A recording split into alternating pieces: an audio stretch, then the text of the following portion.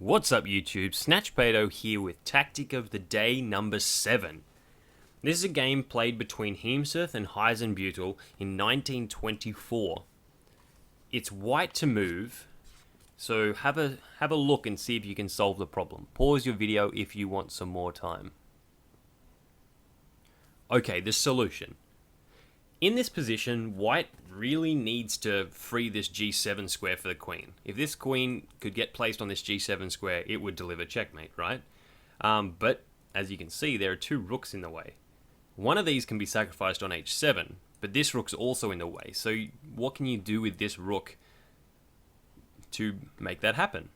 Well, these problems for white are only aggravated by the fact that Black has quite a strong battery down the c-file and is actually threatening queen takes c2 check, probably mating. So with that in mind, if you need more time, make sure you pause the video again. White comes up with a very elegant solution that solves both problems at the same time.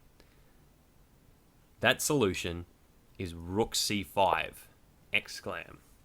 Now, it's irrelevant that the queen's defending the rook, because that's not why white moved there. White moved here to prevent this battery down the c-file. And the point is, if queen takes rook, or rook takes rook, either way, let's say queen takes c5, because the queen was hanging, now we have rook takes h7, and it doesn't matter whether you capture with the knight, it's going to be checkmate, and if you capture with the king, it's going to be checkmate.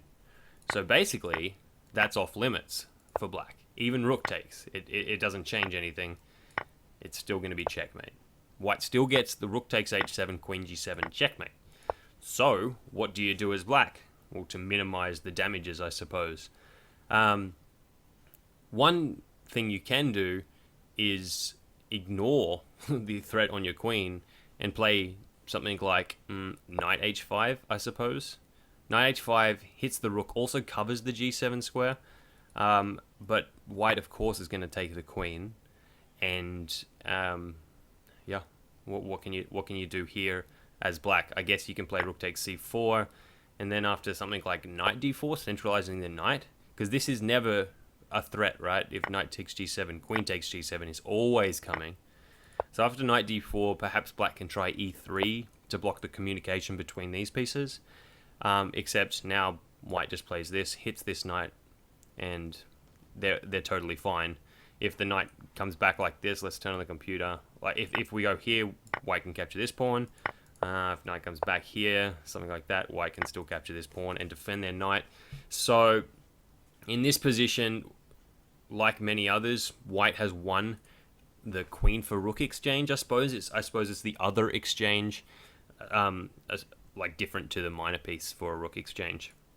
So white's completely winning, and of course the critical line once more is rook c5.